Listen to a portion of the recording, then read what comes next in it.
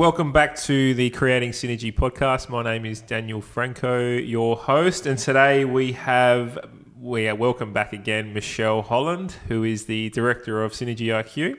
Hi there. Hello, Michelle. Thank you for being here again. No problem. We are going to discuss resistance to change today. Seems quite a topical piece at the moment. Yes. So I was just interested to hear your thoughts about the whole subject. Yeah, absolutely. SynergyIQ do a lot of work with the businesses in culture, leadership and change, and you are seeing a lot of resistance to change at the moment. Well, I'm seeing a lot of people talking about resistance, definitely. And it's always part of any time you engage in a transformation or change process, there's the element of people not necessarily wanting that change. And that's generally called resistance to change. But there's many different reasons why people resist change if they're going to. But I think the first most interesting conversation or topic is, do people actually resist change? Yeah, I was going to ask that question. Is it something that you would see quite often? And then why, I guess, why is change such a taboo thing for people? It is funny, actually, because I think we were talking with one of our clients not long ago, and they were saying we don't use the word change anymore. It's become the C word in the office. And it is really interesting, I think, because change is often difficult for people. And it is, because particularly organizational change, when we're looking at organizational change, it might be that we are introducing a new way of working or a new system or a new practice or a new person or whatever the change may be. It might be we're delivering a new service now to our customer. We're delivering a new product. We're engaging in a different way. And unless people are really involved in that creation of the idea, there is usually some trepidation about what that change is. The other aspect is that change isn't managed very well in most organizations. There's this assumption, I think, from many people or many managers that if the change looks good, then people should just get on board and do it. The unfortunate thing is generally you think the change looks good because you've created the change yourself. People don't resist change that they create themselves. So people don't resist change that has a big benefit for them. You know, if I handed you $1 million, that's a change. It's a change to you. That's a change to your life. A change I reckon I'd be able to handle pretty well. Yeah, that's exactly right. Most people would be quite happy to be handed $1 million and figure it out along the way. Absolutely. What does that mean as far as change in my life? Because there's a lot of what's in it for them. Yeah. Whereas change in organizations is sometimes thrust upon people. And because we don't manage it very well, there is a lack of communication. There might be a lack of understanding about what this change actually is. Yeah. So it is a really interesting thing to think about because, as humans, we change and evolve every day. The person that we were when we were 2 years old does not exist anymore. That person has completely disappeared, and we have changed, evolved, morphed into a completely different human being. So we do that constantly. We're constantly changing in a physical format. We get older, get more wrinkles, we change our hair color, whatever it might be. We're constantly changing. So what is change in an organisation though? Because we work with a lot of clients and corporations, businesses that believe when we walk in there for the first time, they believe that change is literally moving this piece of information from here to over there, or we're getting this new product and we want it to be rolled out. Yeah. Is that more project management, or is what's the difference between project management and change management? Maybe it's probably a better question. Yeah, so companies make change all the time, and the change that's being made might be the new program, or it might be the new product, it might be we're moving offices, or we might move to, the activity-based working is quite popular nowadays as well. So we're changing the environment. That change is going to happen regardless. The difference between managing the change that happens, which is project management. So I'm implementing a new computer system. I'm going to set milestones along the way. There are certain activities I need to do. There's purchases that I need to make. There are things that I have to do to actually make that change happen. So I've now introduced a new CRM, let's say, into the business. I can do that and do it quite simply in a project management methodology. Yep. The real issue with change is that if I introduce this new system, there are human beings that actually have to utilize that system to make it efficient, to make it work, to make it useful, to make it worth my time implementing the system. And money. That's exactly right. So it's the human being part of it, and it's the actual acceptance of the change and the application of the change and the applied, experience that I've got into a different way of working. That's where change management is really important. So, and the term change management to me is the wrong terminology as well, because the project manager actually manages the change. Yes. That's the change that happens. The change manager, as we tend to call them, is actually the person that helps manage the human interaction with this new way.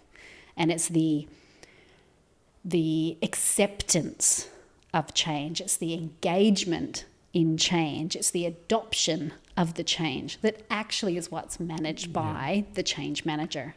So why can't the project manager do it all? The project manager could absolutely do it all with the right capabilities. Yeah. There's no reason why a project manager has got a really good understanding of the way in which humans interact, the way in which humans behave and change. There's no reason they couldn't do it. I think what's ended up happening is we've created this change manager role because, a lot of project managers, they get really busy and they want to hit those milestones, and they don't necessarily have enough time to put into speaking with all of the people that need to be spoken to, key stakeholders, and really understanding what it means for them. A lot of project managers tend to have a very technical understanding of the change that they're making. So particularly in that IT space, they've got the really good understanding of that technical application and how it actually shifts and moves and how to get the tech people involved and all the moving parts that need to happen to create the change. They don't necessarily have the skill set to enable them to go, okay, how is the end user going to actually interact with this system? How is the person that works with the end user going to be impacted by the fact that this end user is now distracted into something else? Is there an impact on that team environment? So I think with organizational change, and particularly if it is something that goes across the whole, business unit or the whole business, there is a culture shift that needs to happen. There is a group dynamic shift that happens in change. There's team dynamic that happens in change. And then there's the individual change that actually occurs as well. So having an understanding of how groups change, how organizations change, and the cultural elements that sit across all of that help you to understand the nature of what we need to look at when we're looking at change. A lot of time we end up just focusing on the process change, which is important, but we forget about the interactive human individual change. So when we think about an organization, say the organization has 3,000 people, not only do we have to think about how the organization is changing and how the culture might impact on that change, not only do we have to think about how each individual group might be interacting with this new system and then the processes that sit in between the systems and how they go from one team to the next team. But then we've got each individual person within each individual team that's responding to this change in a different way. Some people will absolutely grab hold of it and run with it. And then there's others that won't. And those others are the ones that we call change resistors. And it's not necessarily that they are resisting their change. They might be just not understanding what the change is or not believing it. Communications have been Absolutely. Yeah. So I've been involved in change for a very, very long time, and looking at different, ways that people do resist, and looking at the research that's people have, come out with as far as why people seem to resist, as we call it, change. And there seems to be 10, what I've kind of boiled up to 10 key categories of why people actually resist change. So I can go through them with you if you like. My next question was, what are the common resistances that you would see? Is that even a word? What are the common ways that people will... Or wise. Yeah, it's probably more wise people resist would change. Resist change. Yeah, absolutely. So the first one is the why. That's what I've put it down to, is the very first one, and this is the one we more often see is missing in organizations, particularly in that more project change space, is a really clear understanding of why, a really clear purpose, really inspiring meaning behind the why. Why are we putting in this new CRM? It's not just the new CRM that's important, it's what happens as a result of that. What are the benefits for this change? Like what can I get behind that's going to get me excited about this new way of working? Because it's going to take time for me to learn something new. It's going to take energy from me to do something different. Why am I going to do that if I'm not excited by the future? So do we even need the new product? Do we even need it? Does that mean that change should start? Where does change start? Well, it can start in many different places, but I think one of the critical aspects of if you're going to be running a project or making organizational change is to be really, really clear about why you're doing it. Okay. Like really, really clear, and so clear that you and anybody else around you can communicate it to other people. So if I go into an organization and I say to a staff member, why are you implementing this new CRM? And they say, because management told me to. Then we've got an issue. We've got a problem. Yeah, absolutely. If they can then say to me, well, what we've discovered is that the customer journey is going to benefit from having this CRM because it allows us to connect into 3 different points. It allows us to engage with them in a different way. It allows us to serve them in a different way. It increases their experience because we're not distracted with this other stuff, so we can focus on them. If they start talking to me about that, then I go, okay, we're here. It's good. So it's a purpose-led thing again. It's a purpose-led thing, absolutely. So there has to be purpose, there has to be meaning behind that why for people to actually get on board with it. And if they don't see it, they're not going to buy in with it. Yeah. So that's number one. Even if they don't buy in, if they're communicated correctly, they tend to not resist it as much, I guess. Yeah, well, it's the understanding of why. They understand, I see why. Yeah, I can see why. I'm not supporting it, but it makes sense. It makes sense to me. That's right. There's a logic behind it even. Yeah. So that goes on to number 2, which is the WIIFM or with them. What's in it for me? What's in it for me? What's in it for me? And look, that one is very much on an individual basis. If we are going to engage with a new way of working or a new technology or a new product or a new way of, speaking to our customers or whatever it is, there has to be some benefit for me to do that. Well, new CRM is exactly something that, the people out in the field, how does this benefit me? Absolutely. It only benefits head office. Totally. And if it's like, I need to do this new reporting, well, how does that benefit me? It takes time away from me. What is the benefit? And this is a lot of the work that the change manager does, is really finding out from individuals is what is it for them? What are the benefits that they can see that's going to actually help them do their job? Because if they can see benefits for them, then they'll get on board pretty quickly. If there's no benefits for them at all, they then need to connect back into that bigger picture why. And then what's in it for me is being part of something bigger than myself. That's a bigger connection piece that takes a lot more thought and energy around it. But being able to understand what am I doing in this? What is my piece of this puzzle? Why is it going to be good for me? We're a selfish creature, us humans, so we need to understand if we're going to put our energy into something, that we're going to get a return on that investment. And generally, if there is nothing in it for them, it's not so much a resistance, but a lack of care. Is it? There could be a bit of an apathy to it as well. And I mean, some people will just get on with it and go, okay, I just need to do this report because my boss says so, and I'll just do it. It's not to say that it'll be the most engaging, report that they'll ever get, but they'll do it. They just So change becomes about the journey, doesn't it? It does, absolutely. As opposed to the result. Yes.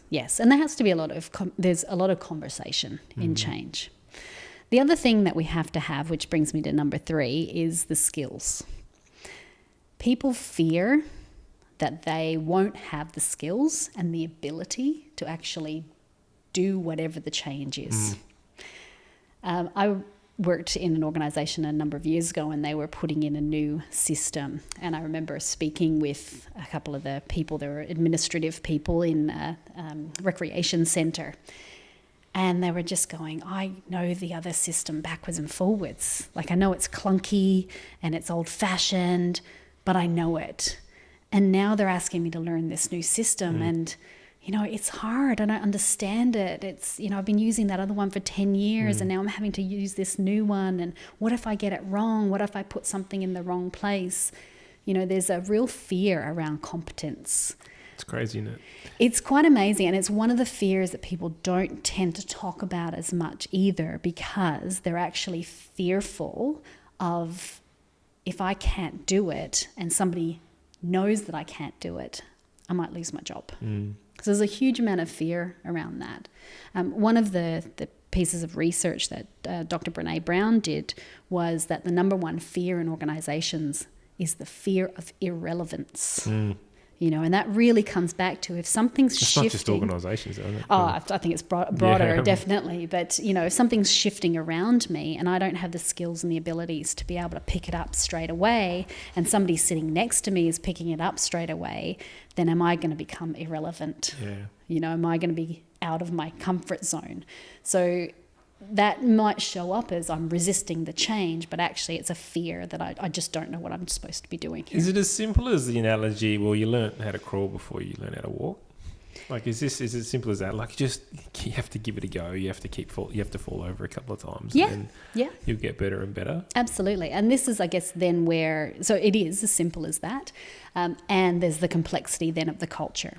So if you're working with an organisation that has a culture of blame, if you get something wrong and you know that you're going to get blamed or you're going to get shamed because of it, then you're more likely to, maybe kick up a bit of a stink or just, refuse to use it. That sort of thing. Become a tough employee. That's exactly right. So the next one is about identity. There's a lot of identity that's wrapped up in our roles. So if all of a sudden I'm going from being this, knower of all in my position that stands right now to a new job, which, might have most of what I was doing before, but there's these new things that I have to do now, or there are these new people that I have to work with. There's a lot of my identity that was wrapped up in this other job, in this other way of working, in the old ways. It's part of my identity. And letting go of that identity in that and moving to something completely new can be a real challenge for people, particularly if they really loved the old way. There's a number of clients that we've worked with, particularly in that culture space, where there are new team of leaders have come in and gone, we're just going to make this big change, and they've got all sorts of things happening, and there's new ways of new processes in place, or they're bringing in new systems, and all of this stuff is happening around these people that have been there for years and years and years. And those people are going, but we really liked it the old way. Like, it was okay for us. We were doing, we weren't, taking on the world or whatever, but we actually enjoyed it. We enjoyed the people we were working with. There wasn't a huge amount of stress in my job. I really liked that. Is that a lack of education, I guess, from their part, in the sense is like, well, we can't become stagnant either. We can't just stick with the same product because you're used to it or because you like it. We actually need to think about moving forward. And is that a lack of communication about the business's strategy as well? It's like, well, the reason why, it comes down to communication. The reason why we're introducing this because we actually want to achieve these goals. Yeah. I think there's a level of mindset Yeah. in that as well. So, we've talked previously, obviously, about growth mindset and fixed mindset. In a fixed mindset, what we do now is what we do. And why would I change and grow and do something different? Because I'm comfortable. There's a lot of comfort in the things that we know to be true. It's safety. That's exactly right. So if I don't feel it, I'm not safe to move into something different, then there's fear there. There's a discomfort there. There's, but everything was good before. Everything's good now. Why would I want to change? If I feel it's good, why would I want to change? And look, the reality is there are people that walk through life in comfort, and that's what they want. They want to stay where they are. They don't, want a big mansion. They don't want, that growth. They're just happy doing what they're doing and going through their life. And there's lots of people like that. There's nothing wrong with that. There's nothing wrong with that. It's when you are holding others back because of your ways is the issue, isn't it? That's exactly right. Because, if you think about in change, the people who are resisting moving to something new because either, one of these reasons, they become an anchor for that change. And even if they're just not engaging with the change, they feel like, well, it'll just happen around me, it's fine. They become an anchor for that change, and you can't move past it. That one there, the identity one, is probably the most difficult one to move through because it is about their internal workings, and that is something that you almost have to work with them on a one-on-one basis and help them move through that grief cycle to enable them to move to something different. And being able to talk with them about what is the same, that's so important, as it's almost more important than what's different. These are all the things that you'll still be doing exactly the same as you were doing before. You can still go out to coffee with your mates. You can still, file your stuff in that particular folder. It's just that folder will now be over here in this system. Yeah. All the things that are staying the same, it's really helpful for people to think, particularly if they're really connected to that old way and that old identity. The identity is a really deep one, isn't it? Because the moment you walk out of that, you walk straight into WIFM or what's in it for me, and then it's layers. It's isn't layers. It really? So the identity is quite deep. Yes, absolutely. In that resistance to change. Does that then requires a real solid skill set of handling change, isn't it? And if one of those people are a key influencer within the business, then that's exactly you right. can almost guarantee that change is not going ahead unless it's handled delicately, I guess. Yeah, absolutely. Which brings me to number 5, which is other people. Good segue. It was a good segue. Well done, you. Other people. So, when we look at changes that are happening, if we're seeing that other people are moving and changing, and particularly they're people that we respect, then we're more likely to move in that direction as well. We might do it slower than them. We might do it with the sheep. Sheep theory. Oh, sheep. Yes, it is a little bit. Follow the sheep. Yeah, absolutely it is. We are wired for connection. We are a tribal creature. So if our tribe is moving in a particular direction, then we'll have a tendency to follow that tribe. If our tribe is not moving in that direction, even if, this other tribe is moving in that direction, we're more likely to be anchored in that one spot.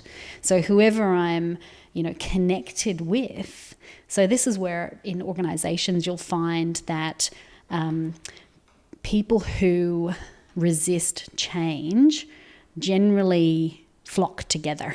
They'll find ways of criticizing what's going on, or saying that leader or that leader isn't doing what they need to do, or this process is stupid and let's all do it the old way. There's generally one leader of that pack, isn't it, really? There can be one or two. Usually there's an influencer in that, and it's usually the loudest person that's in the room, making the noise.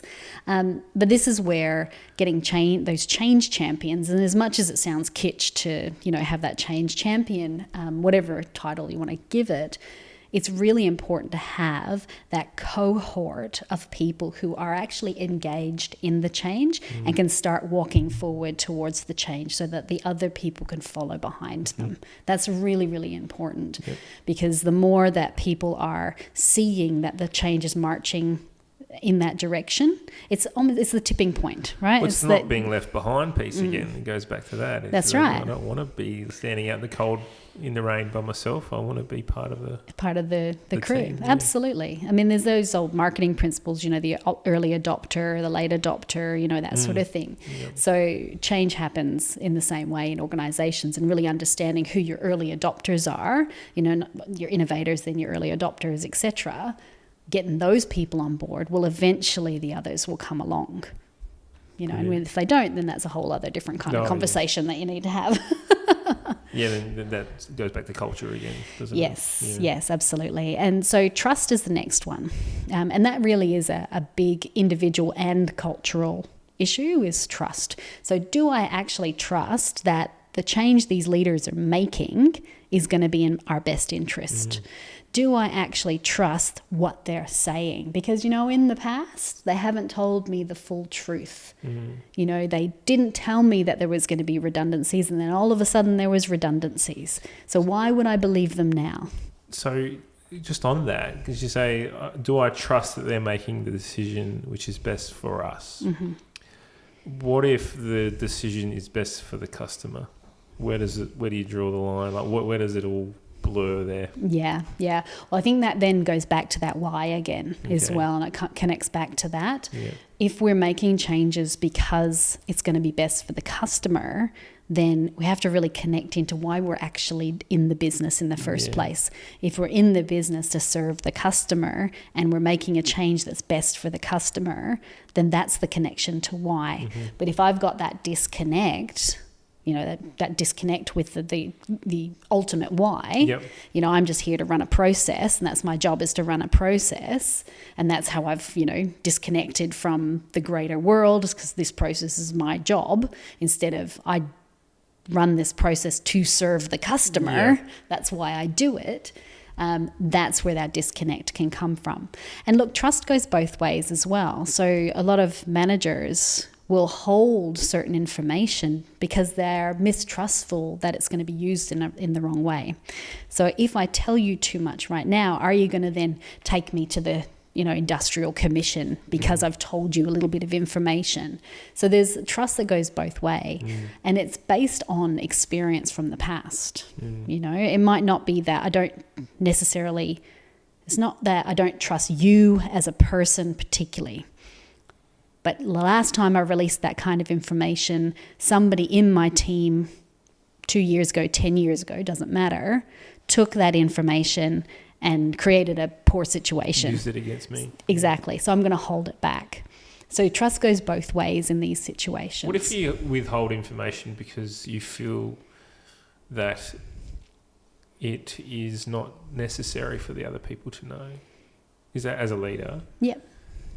When I say not necessary, it could create more unrest than not. Is that a lack? Does that reduce trust by uncertainty, actually wanting the best for the people? Yeah, I think you really need to question yourself. If you're holding back information because you think it's not valuable for the others, why are you holding it back then? Or why is that information important anyway? If it's not important for them, then it's not important. Yeah, okay. Or it's so not it something. Just becomes a story you're telling yourself. That's right. Absolutely. So it goes back to that. So trust is a really important thing in this, and breaking through that is really important. Absolutely.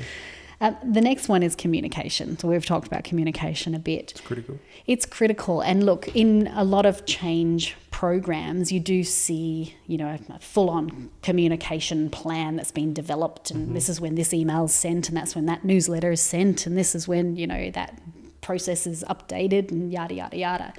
What I'm talking about right now, particularly in the resistance of change, is the lack of conversation that actually happens around change, because change happens in the conversation. That's when it actually happens. That's when you can understand the what's in it for me. That's when you can understand that disconnection with the why. That's when you can understand if there is a faction, brewing in the business that's going to hold you back from being able to change. Those conversations, and whether they're one-on-one conversations or they're group conversations, the whole point is having a conversation. So conversation is a dialogue that goes backwards and forwards. We get a mistaken with consultation in this space as well. So communication and consultation and conversation even, we unfortunately see them as one-way direction. So I've provided you with all of the information. I've given you the change report. I've given you the project plan. I've given you the one-pager on why we're changing. I've given you the step-by-step, so I've given that to you. What I haven't done is have a conversation with you about it, which is so, so essential. Does the conversation need to be had with them about what we're doing before it actually happens? Preferably. Yeah. I'm a big fan of honesty is always the best policy. And if the earlier you can get people involved in whatever change is being made, the better. They'll want to be involved earlier. Now, saying that, there's different kinds of people. It creates the trust, it creates everything. Yeah. There's definitely different kinds of people that are, engaged in businesses. So some people, you get them right at the beginning and do that kind of big picture and blue sky gazing stuff, and they really get excited about that. There's other people, if you get them involved in that stage, they get a bit uncertain and not quite understand, because they like very clear process and step by step. And if the process and step by step isn't there at that moment, then that might unravel them a little bit. So you've got to be understanding the people that you've got in the room as well. And be very clear about the messaging. The messaging needs to be, we're in this together. We are right at the beginning, and we actually need your input so we can create whatever change it is. The change will be down there, but we need you here to contribute to the direction that we're heading. That needs to be really clear up front. If it's just consultation and it's that legal version of consultation, then it becomes so meaningless. Transactional. It becomes transactional and meaningless. So increase the conversations of change. That's what's really, really important. Fundamental. Another aspect is safety. So people are just... So we're number 9? No, number 8. Number 8 is safety. Put some dot points in. Yes. So number 8 is safety. And that covers off a number of different things. So this is where we go back to people feeling vulnerable. So they might be feeling vulnerable in their position. They might think that they're going to lose their job, which is a really scary place for people to be. Particularly if they've got that real connection with their job, they've got a big mortgage at home, their family members might rely on them, etc., etc. So everybody's in different positions with that. This is that Maslow's hierarchy. Yes, it is. Absolutely. So, what I might feel is safe, you might not feel as safe, So it's really about, where are we at with that? I might be protecting myself by resisting this change. Because if I put up the blockers and try and stop it, then it might give me another 6 months in this job. Or it might allow me to go, I'm going to go and find a job before you have a chance to sack me or make me redundant. Because there's always this fear factor that if there's change happening, particularly if it's a technological change, robots are going to come and steal our jobs kind of deal.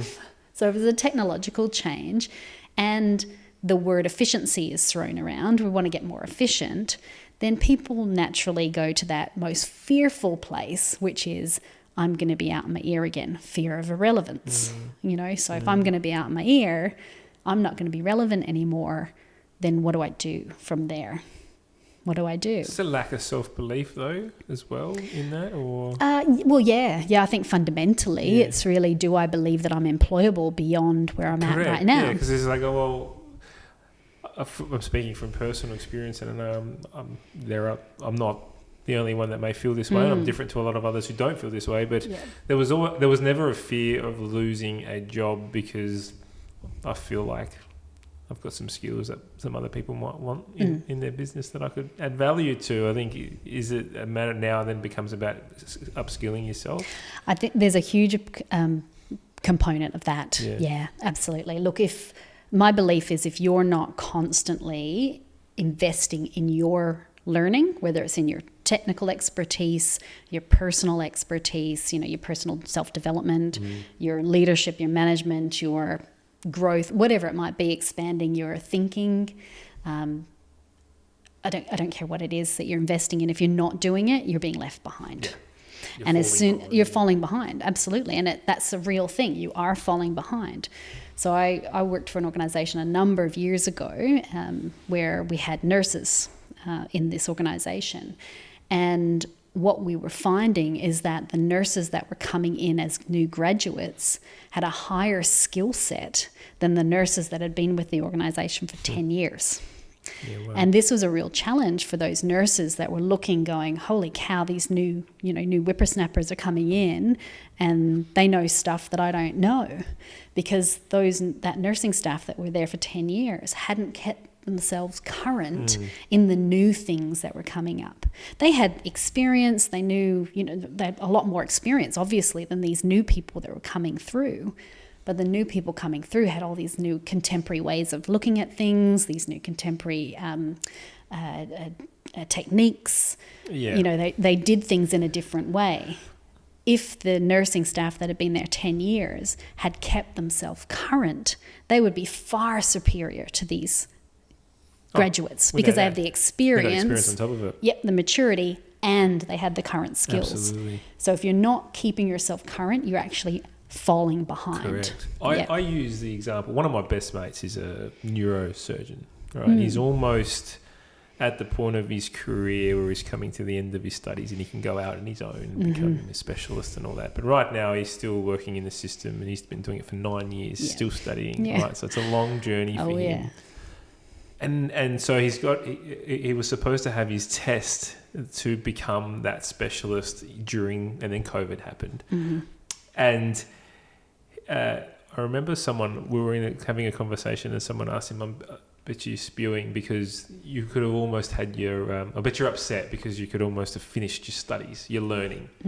And his response was, I'm going to be learning for the rest of my life. Absolutely. For me to be, and you use the neurosurgery as an example, you want that person to be at the top of their game all the time. Absolutely. And he's aware of that, which is actually quite exciting for Adelaide, because that's probably where he's going to be based. Yeah. He's going to be one of the top neurosurgeons in Adelaide, but it becomes about, well, if that's what the best in the field are doing, then it's the same formula that everyone else should be using as well. Absolutely. Yep. Yeah, totally. And if you keep yourself current, then if change happens in your organization, it's more in your control. Yeah. So when we talk about that safety and I'm protecting myself, it's because I feel out of control, that somebody else has my destiny in their hands. Yeah. If you always know that your destiny is in your own hands, then you feel a lot more self-assured. Absolutely. And secure. Beautiful. So number nine is about the change process.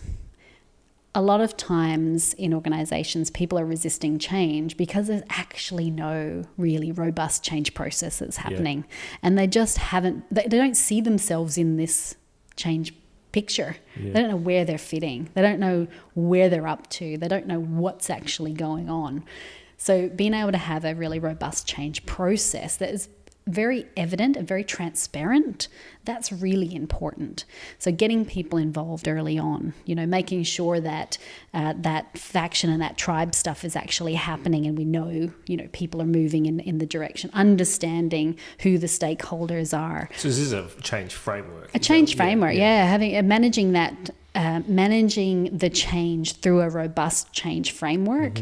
ProSci say that it increases the successful outcomes of a change process if you're managing it in a robust way by having a sponsor and all the rest of it involved and what the sponsor's supposed to do. Really, You've got, this is the way we manage change for all projects or for all changes within our business. Totally. So ProSci have done some research and have shown that when you do have that process in place, it's a 6 times better outcome than when you don't.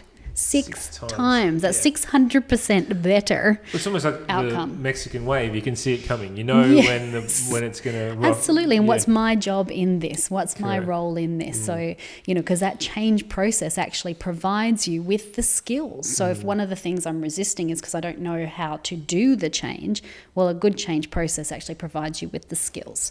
A good change process provides you with the vision. A good change process provides you with that security around what's happening when, remove some of the uncertainty, remove some of the lack of awareness around what's actually going on and what's coming next. The communication is generally a lot more robust because you've built in those opportunities to have conversations with people.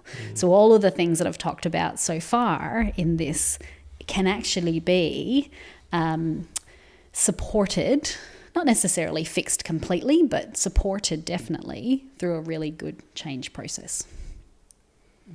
It's a lot to take in, though, the change process, isn't it? And you haven't even got to number 10 yet, but I'm just saying from a framework perspective, you think you talk about the project manager can do it all. It seems a lot for one person to manage, especially if it's a multi-million-dollar change. Absolutely. Look, I believe that a project manager can do it all as long as they're delegating the task element of it. Okay. So I'll just rephrase that, is when I say the project manager can absolutely manage the people side of the change, I mean manage it. Not do it, but manage it. Okay. A good project manager will delegate the tasks that need to occur. So like they're going to delegate the integration of that new system with the old system or the other system that needs to be integrated, the same they will delegate the conversations of change that need to happen to either the leadership, to the change manager, to the leadership team, to the managers that are in place, the team leaders, etc. So they can do it, but they'll need to delegate the tasks of it because otherwise it's a big job. They need to be on board with it too. Is that more? But so that we're then now talking more about a program sponsor or something like that, or are we talking about? Yeah, so a project sponsor is a different role. The project manager manages the project overall and all the milestones and tasks. I don't see the change tasks as any different than the technical tasks. They're the same things. They help the project get over the line. The change is part of that. So, if you have a project that you're doing, you're not thinking about these change things, then it's not going to be successful at the end, or it might go in, you might go, yep, I've done the CRM, it's there, it's ready to use, and nobody uses it. It's not as successful. I mean, how many times have we been asked to come in right at the end of a project or redo a project because guess what? Nobody used that old system. I don't understand why. It was because you just implemented it and didn't have any change thinking. Interesting because we will get, I'd say 9 times out of 10 we're brought in after the fact. The project's begun, and then it's a decision that's made that we're going to make this change. Company, you need to understand this is the change we're making. You have no choice. This is the change we're making. And so we're there left picking up the pieces and trying to remold it and reshape it and get people back onto the bus and make sure that they've got this purpose and vision and why and understanding about That's right. But then in the meantime, finance hasn't been talked to about how does this work within their budgets, and then the key stakeholders over here, using a CRM, the data that we're implementing, that hasn't even been discussed. No, and all that's of a sudden, right. It's that when the key stakeholders haven't been engaged because the project is to put in a new CRM. Yeah, absolutely. Absolutely, anyone can do that. Totally. But it's everything else that goes around. That's exactly right. Whether the CRM will actually realise the benefits that you think it's going to provide to the business is a completely different thing. And that's where a good change, process is. That's why it takes a good, solid project manager and change person to support that project manager. Absolutely. I mean, I would say ideally you would have a really strong project sponsor And the project sponsor's role is to essentially move the barriers out of the way at the more strategic level. And be that champion. Open the gate and be that real visionary champion. Be talking about it, get the executive members on board, really driving and championing the change. The project manager's role, or senior project manager, or program manager, whatever the title might be, the title is to manage all of the moving parts. One of those moving parts is the people side of change. So they need to manage that, and bringing in a change manager is one way of being able to do that, but making sure, whether they're the change manager or what, making sure you've got somebody that actually has that expertise and understands behavior change, understands people, understands the impact of change on people, understands how the culture and groups interact with the change. That's essential. So it's that capability. As well as all the technical knowledge that goes with it. Yes, absolutely. That's exactly right. It's a big job. This is why these people get paid quite handsomely. Absolutely. That's right. So the last one is really around a reality check. Sometimes the change that's actually happening is a really bad change. It's no good.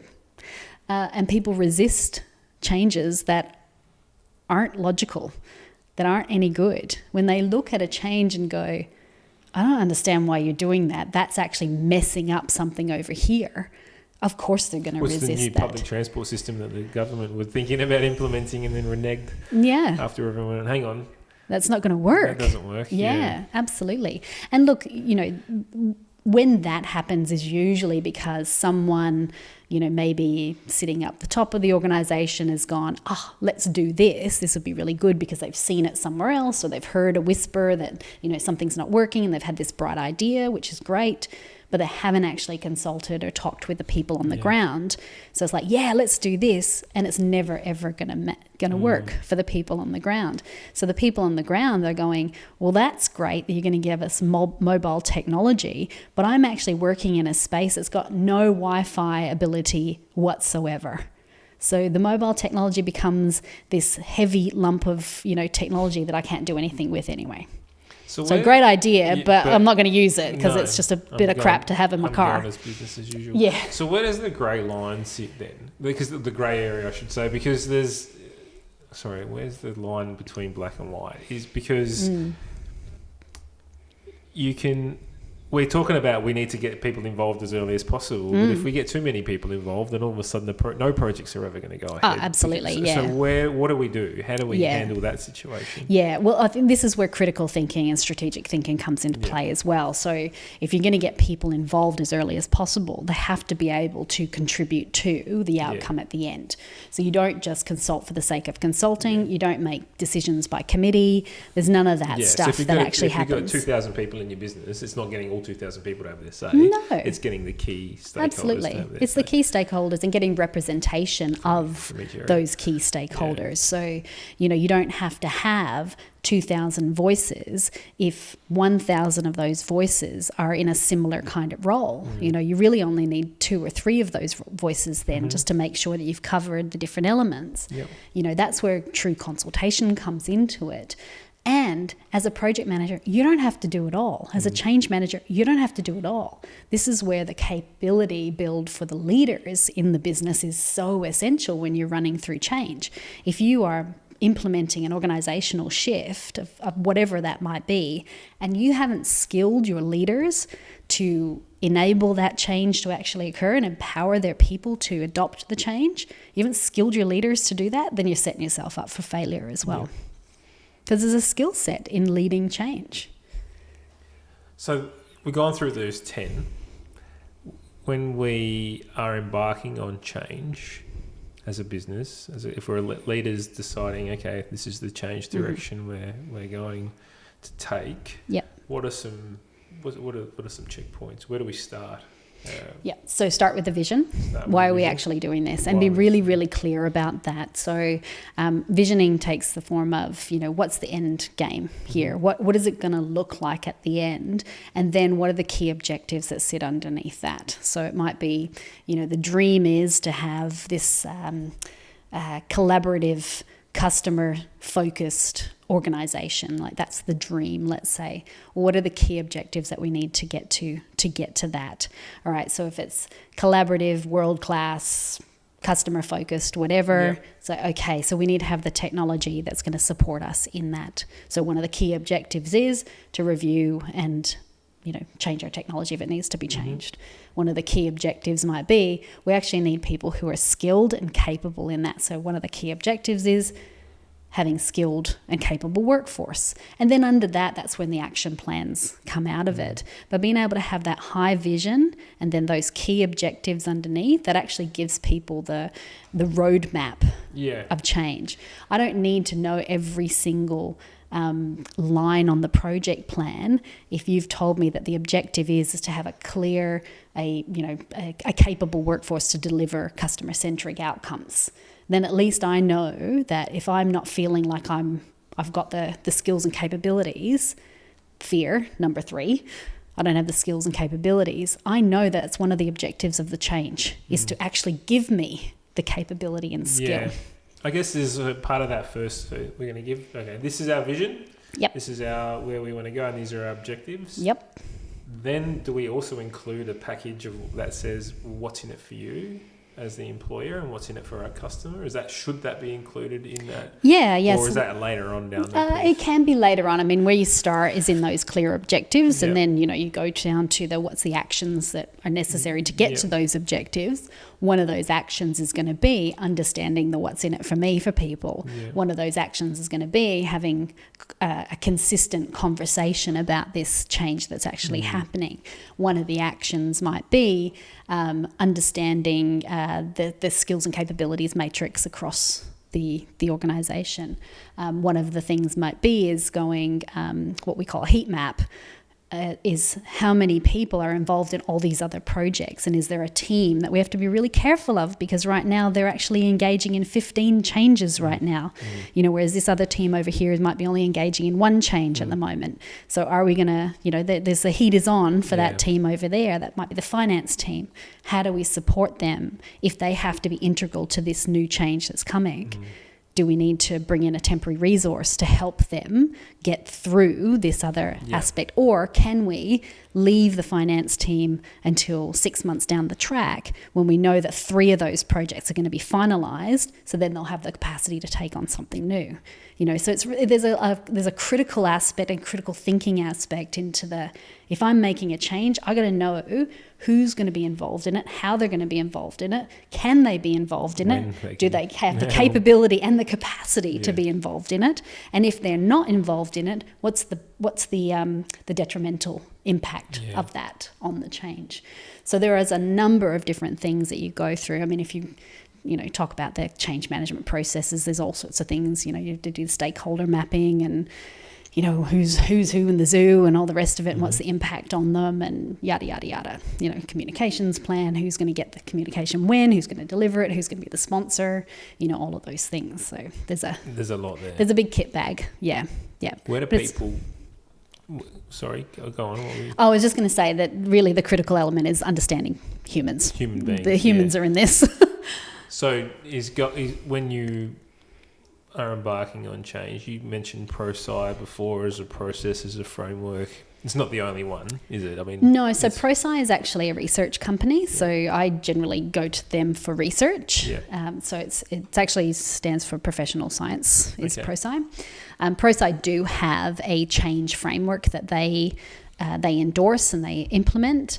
Which is called ADKAR. Yeah, so ADKAR is one change framework, but John Cotter is another change framework, Singay is another change framework, Daniel Pink has a change framework, so there's a multitude of different change frameworks. It's really what's best for your company, isn't it? Yeah, and I think, for me, the best is taking all of the different models and actually extracting the parts that actually work for you. Yeah. I think if you get lost in a model, then it becomes a technical job instead of a human-centric job. You see so many people that just opt, if I go to a ProSci course. Then all of a sudden I'm a change manager. All of a sudden I'm a change manager. No, it doesn't work that way. It's an interesting concept and way of thinking. Absolutely.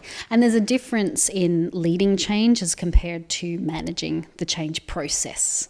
So, So that's the difference between a change analyst and a change manager? It's a difference between a leader and a manager and a sponsor, and a project manager than the change professional, whoever that is, whether they're called change manager, change analyst, whatever. They are the person that generally implements the tactical part of the change process. But there are people that are sitting, in different roles across the business that are actually leading the change. So if a new CRM is introduced and I'm the team leader of the sales team, then me as the team leader of the sales team has a huge job in leading the change and the implementation of that CRM. Yep. That's not the project manager's job. That's not the change manager's job. That's my job as the leader. So SynergyIQ help and advise businesses through their change programs. What does that look like? So it can look like a number of different things. It's either we come in and help people in an advisory capacity, so we can increase the capability within the business. We work with organizations in what we kind of call your startup phase.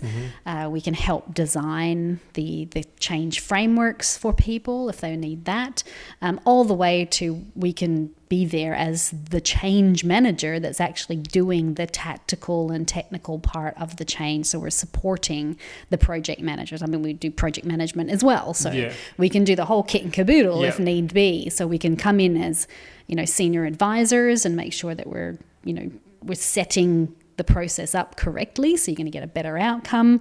We can provide the frameworks, we can provide the people to enable the actual change to happen. So there's all those different elements that we work in, from advice to doing the do. Yeah. So either can advise or do it for you. Yes. Isn't it really? Yes, absolutely. Yeah, absolutely. We teach you how or do it for you. Yep. So the key takeaways, I guess, from resistance to change and managing that is set the vision and objectives early. I think that's probably the most critical thing. Absolutely. That's exactly right. And be able to communicate them as often and as early as you absolutely can. Get people involved as early and as often as you can. And follow along a nice, robust change process. And honestly, you can do that by Googling John Cotter. Yeah. Have you got any advice for people who want to get into the world of change? Probably. I've got advice for everybody. And opinions on everything and advice for everyone. Well, there's a lot of people that come to me and say, Dan, I'm really interested in getting into the world of change. I value the human element of business. Something is...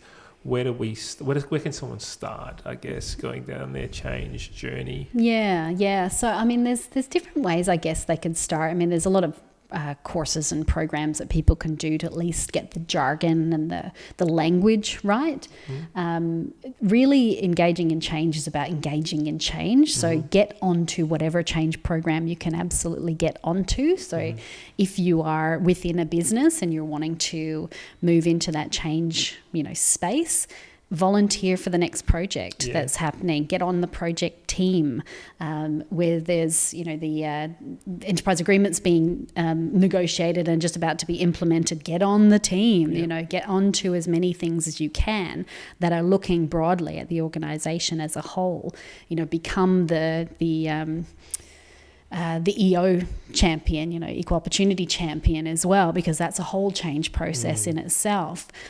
Talk with the people in your business that engage in change. Go into the HR department and go, hey, when you're doing a restructure, what do you think about when you're doing that? If it's that kind of change, go into your IT department and go, hey, when you're implementing new systems, what are the things you think about? So really just start getting information. Go learn. I think the critical thing is you said volunteer for that work too. People say, I want to, I guess some of the advice that I give to people is if you are going to volunteer your time, you have to understand that is over and above the work you already do. Yes, absolutely. The job that you get paid for still needs to be done. Yes. You actually need to put in extra effort. Oh, totally. And you will be rewarded for the extra effort that you put in. Yeah. more so than anything else, because people see Totally. that you're keen, that you're interested, that you're willing, you're able. Yes. And that's how you then put your foot in front of the next person. Totally. If you're waiting to become a change manager by getting the job of a change manager or the Correct. salary of one, then you're never going to become one. Absolutely. That's just the way it is. Beautiful. I think that's all for the resistance of change. Yeah. Thank you very much. No That's worries. been really insightful. And those 10 dot points and the low-hanging fruit of just, sorting out your vision and Yeah. the mission of why you're actually going through change and setting those clear objectives. That's right. And be human-centric. Yeah. Think about the people within the change And the journey that they're about to they're embark on. on. Absolutely. It's critical. Thank you very much, Michelle. Thank you, Dan. Take care. Bye-bye.